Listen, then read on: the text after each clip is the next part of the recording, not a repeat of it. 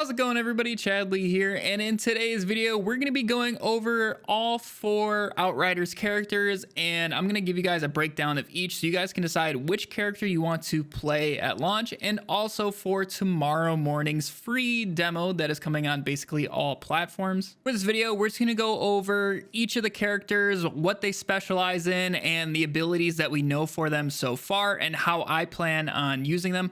Also for this list, the order we go in them, just so I can share with you guys the order that I'm going to be playing, is going to be the same order. So the first character I share is going to be the first character I play, and so on. So tomorrow at 11 a.m. Eastern, we will be streaming the demo 1 hour early, and we're just going to be going through all the different characters and just trying to learn as much as we can about the game, because our progress will carry over to the official release on April 1st.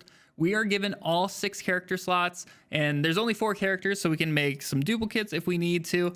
And overall, just get everybody to level 7 and just play around with all the different classes and see who we like best. So I highly encourage you guys to jump in on the demo as well and just get a little bit of a head start and get familiar with the game if you plan on playing it. But hopefully this video helps you guys decide which character you want to play first, whether that's in demo or the official release. But without further ado, let's go ahead and jump right into these characters. So first off is Pyromancer. So the Pyromancer is our fire-based character who specializes in close to mid-range AoE type abilities. Every character has a specific way of healing themselves. So for the Pyromancer, their healing is based off of killing marked enemies. So you're going to mark an enemy anytime you damage them with a skill. So definitely to stay alive, we're going to have to maximize how many enemies we are marking and then killing. So with the 4 abilities that have been shared so far, we have Thermal Bomb, Heat Wave, Ash Blast, and Overheat. So first off, Thermal Bomb, what this is going to do is just send out like this little wave thing on the ground in front of you, and it's going to ignite the enemy that it hits. And then if you manage to kill the enemy that you ignited with it, they're going to rise up in the air and explode, dealing quite a bit of AoE damage. From the gameplay that they have shared, this seems like it can stretch pretty far, and there's also some gear that they have shared that actually increases the radius and damage of this skill. So I actually think this is going to be an incredibly powerful skill. And then the second ability, Heat Wave, this is basically just going to send a line of fire along your ground in front of you. It seems to be really good for taking out small ads that are charging you. So there's a lot of these like little crawling bug type things. They show them killing those fairly easy with this skill. So it could be pretty nice for those type of scenarios. Next up, we have Ash Blast. This is going to immobilize enemies around you. It's going to coat them in a casing of ash, and then they're just going to be frozen there. You can just shoot and go to town, or you guys can run away and regroup. It's going to be really good for crowd control and just helping you guys stay alive if you need it. And then the final skill that we know about so far is Overheat. So this is actually going to do a little damage to a very large radius around you. But if you happen to have an enemy that is on fire, Overheat is going to do a lot of extra damage to them. So if we can ignite a lot of enemies and then use that, it's basically going to finish them off and kill them. So I think this being paired with a fire weapon is going to be crazy. And also it's going to be really nice for just marking a lot of targets, so you make sure you always have a ton of enemies to kill and heal. So overall, you should play Pyromancer if you want to be basically like the mage of the group, just spamming abilities. And also if you want to just be able to be the crowd control killer and just taking out huge hordes with very little effort. Next up, we have the Devastator. So the Devastator is an earth-based close-range tank class, but they also emphasize that you can put out a ridiculous amount of damage with the Devastator as well. And based off of the armor sets that I have seen for the Devastator so far, I definitely believe that to be true. I think Devastator might be the highest damaging output out of the things that we have seen so far. Obviously, I have not played it and I do not know for sure, but that is just my guess before we actually get into the game. So his skills are basically based around interrupting and earth-based AoE type things. So interrupt is going to allow you guys to shut down bosses. Bosses can charge up abilities and use them against you. So this is going to be really good for shutting them down. Also, you're going to be outputting the status effect of bleed, which dots the enemy and also reduces their HP. So with the Devastator, you're going to heal by killing enemies that are at close range to you. So you're going to want to make sure that you're always charging into the battles so you can always be healing when you're killing enemies.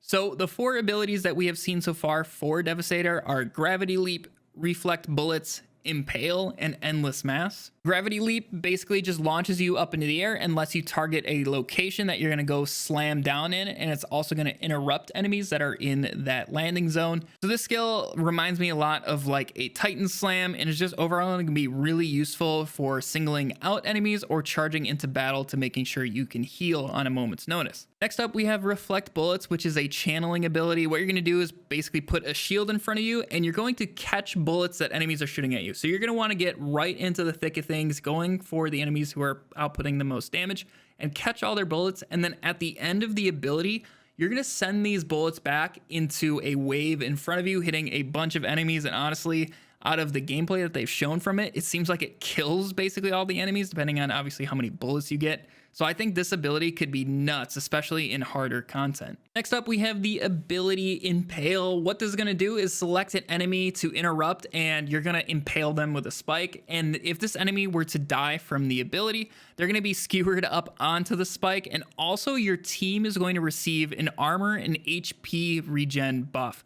So this is going to be awesome for dealing damage and also helping out your team. Now, the final ability that we know of for Devastator is called Endless Mass. This is going to deploy a very large stone that's going to pull enemies in around it and grouping them up in the center. So this is going to be really nice for just grouping these enemies and allowing you guys to take out a ton of them with just one ability. So for example, you can do an Endless Mass into a Gravity Leap and just take out a huge horde. And honestly, I think this is going to be a must for group play. So overall, the Devastator is a class for those who want to support the team while also just outputting absolutely ridiculous amounts of damage. So next up, we have the Technomancer. So the Technomancer is basically kind of our support character, but this character seems like they're incredibly versatile. So whether you want to play like solo, I think this is going to be the best character for you. But also you're going to have emphasis on like long range weapons, gadgets, poison, and also ice. You're going to be able to do all these different things with just one character. So the reason I say that I think this character is going to be best for solo players is you are going to get heals based off of just doing damage. So it's pretty much just straight up lifesteal.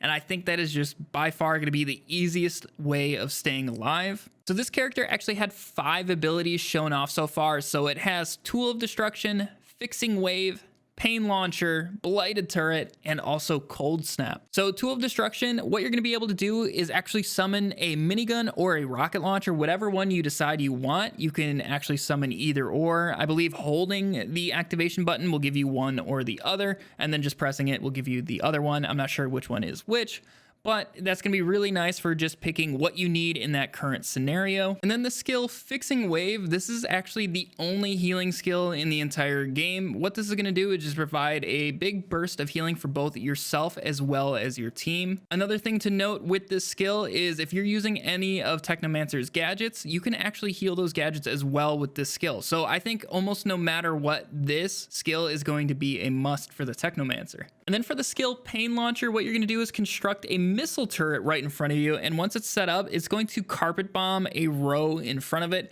And I think this is gonna be really good for both boss damage and also AoE, just crowd control, killing large groups of enemies. So I think this skill is gonna be incredibly versatile. And then we actually have another turret for this character, the Blighted Turret. What this is gonna do is construct a turret that shoots acid at people and also inflicts the toxic effect.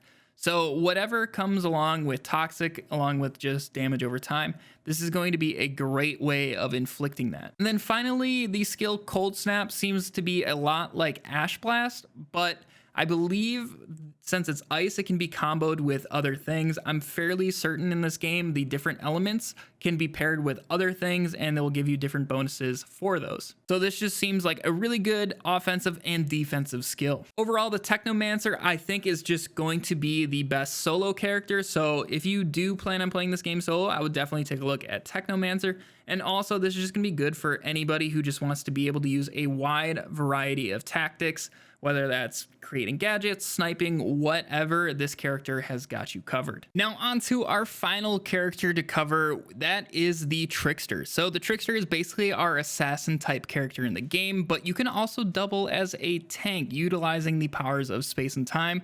So you'll be playing at very close range with the Trickster, and this is actually gonna be how you're gonna be healing.